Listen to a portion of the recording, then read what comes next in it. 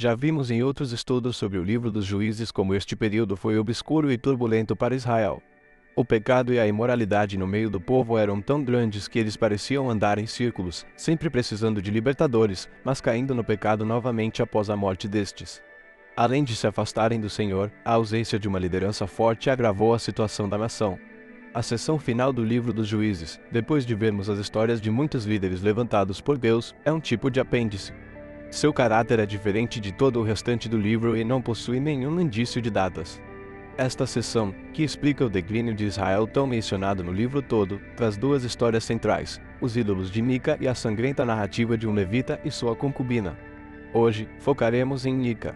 Mica era um homem efraimita que vivia nas regiões montanhosas de Efraim e se envolveu com um grupo de danitas migradores. Seu nome é provavelmente a forma abreviada de um nome hebraico que significa "quem é como Javé". Acerca de sua vida, sabemos pouco além do fato de que ele era rico e vivia com sua mãe, cujo nome é desconhecido.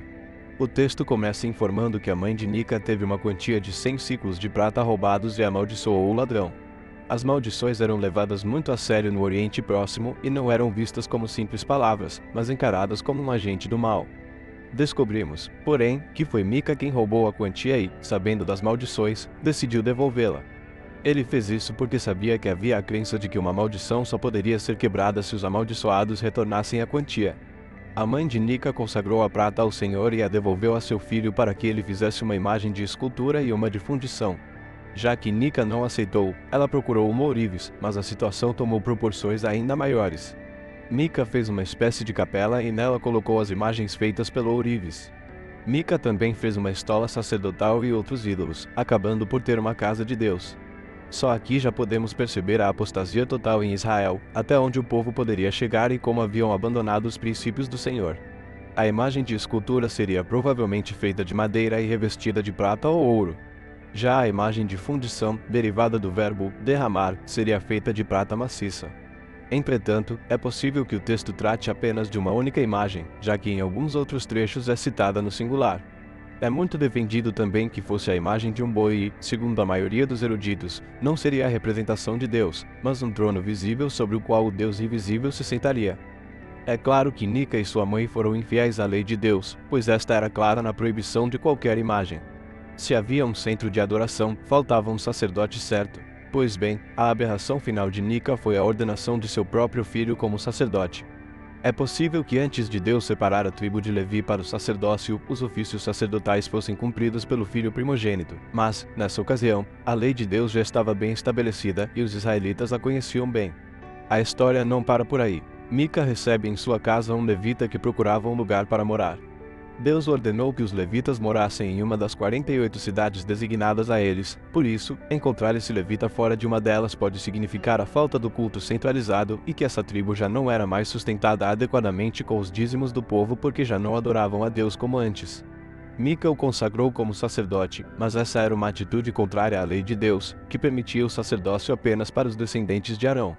Mica nos demonstra o declínio religioso dos israelitas, e este levita exemplifica o declínio religioso entre os sacerdotes e levitas, pois aceitou ser sacerdote em meio a ídolos.